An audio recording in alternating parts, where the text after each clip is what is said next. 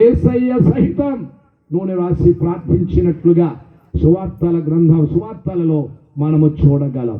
సమరయుడు ఆయన దగ్గర అవసరమైన అద్భుతమైన నూనె కనబడుతూ ఉంది.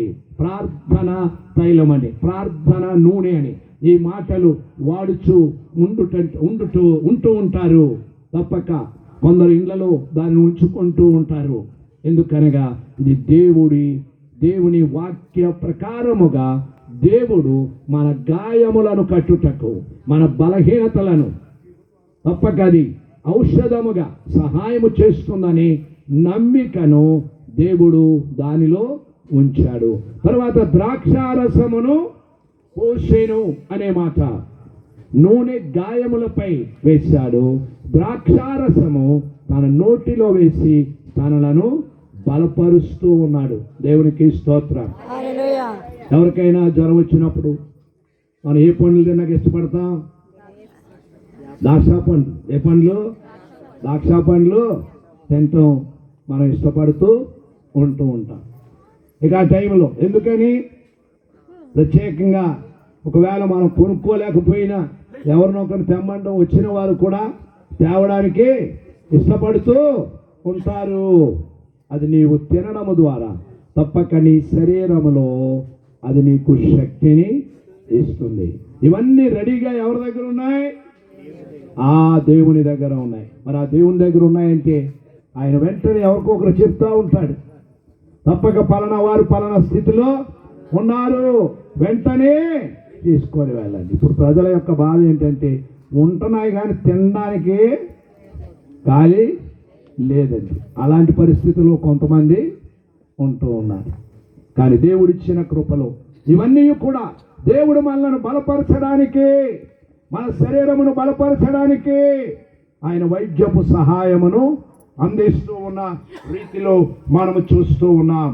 తదుపరి ఆపై అతని గాయములను వాటితో కట్టెను అనే మాటను మనం చూస్తున్నాం. అనగా ఇక గాయములు కట్టబడుచున్నాయి. దేవుని సహాయము చేత మాత్రమే గాయములు కట్టబడడం, స్వస్థపరచబడడం.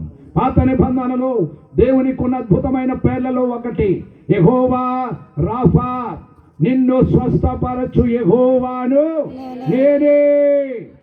అనగా బలహీనతలు ఏదో ఒక పరిస్థితిలో వస్తూనే ఉంటాయి. కొన్ని పరిస్థితుల్లో చిన్న బలహీనతలు, అయితే కొన్ని పరిస్థితులలో చాలా దీర్ఘకాల సంబంధమైన తీక్షణమైన పరిస్థితులు ఇప్పుడున్నటువంటి దినాల్లో అలాంటివే మనం ఎదుర్కొంటూ ఉన్నాం. అయినను మన దేవుడు ఆ సమయమందు కూడా, ఆపత్కాలమందు ఆయన నమ్ముకొనదగిన సహాయకుడు. దేవునికి స్తోత్రం. ఆపత్కాలం ఎప్పుడు తెలియదు. అయితే మంచి సమరయుడుగా ఆయన మనకు సహాయమును చేయడానికి ఇష్టపడుచూ ఉన్నాడు. మన గాయములను కట్టుచున్నాడు, గాయములను ఆయన మాన్పుచున్నాడు, గాయములకు ఆయన స్వస్థతను కలుగజేస్తూ తర్వాత మరలా ఆ గాయము కనబడకుండా దానిని చేయువాడు ఆయన ఒక్కడే. దేవునికి స్తోత్రం. ఆపై ఆయనకు తీసుకొని వెళ్తున్నాడు, అనగా తన సహవాసములోనికి ఆయన తీసుకొని వెళ్ళుచున్నట్లుగా ఆపై అతని వాహనం మీద ఎక్కించి ఒక పూట కోళ్ళవాని ఇంటికి తీసుకొని పోయి అతనిని పరామర్శించెను. ఈ పరామర్శించెను అనే మాటలో అతనిని ఒక మంచి స్థలములో పెట్టాడు. నీవు ఇక్కడ నీకు అవసరమైన సహాయమును పొందుతూ ఉంటావు. ఈ పూట కోళ్ళవాని ఇల్లు ఈ లోకములో దేవుడు ఏర్పరచుకొనిన దేవుని పరిశుద్ధ మందిరం.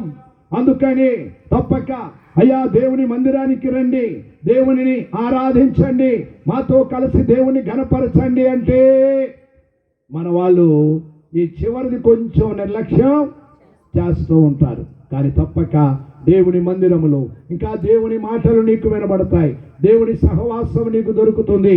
ఆయన అంటున్నాడు, నా పరిచర్య అక్కడ కొనసాగించబడుతూనే ఉంది. తరువాత ఆయన చెప్తున్న మాటలు, నేను మరలా వచ్చి ఇతనికి ఇంకను ఏమైనాను ఖర్చు చేసిన ఎడల నేను తప్పక దానిని చెల్లిస్తాను.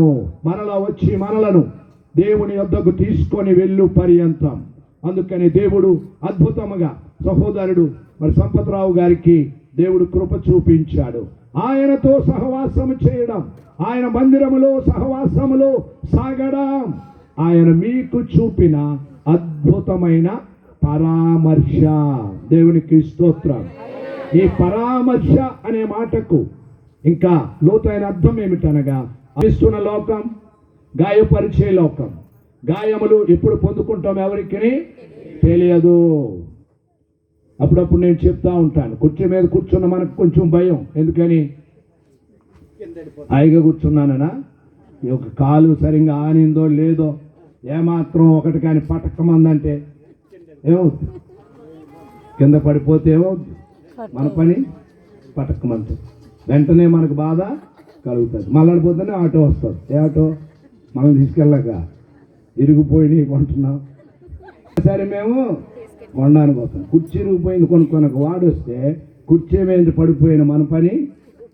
అందుకని నిలబడినా మనమైనా జాగ్రత్తగానే ఉంటాం. నిలబడినా ప్రతి క్షణంలో. ఎందుకంటే ఏ విధంగా ఈ శరీరానికి ఎక్కడ గాయము అవుతుందేమో అని ఏ ఒక్కరు కూడా ధైర్యంగా వెళ్ళలేదు. పాతకాలంలో అంటుండేవారు, ఏమండి, చెప్పులు ఉన్నవాడు కూడా వెనకాల వెళ్ళకూడదు.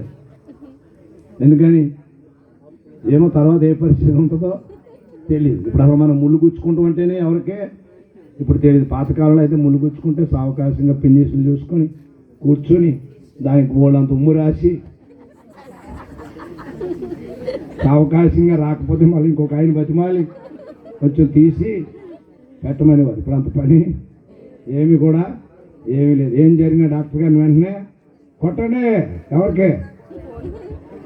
ఫోన్ కొట్టడమే రావడం చేస్తూ ఉన్నారు.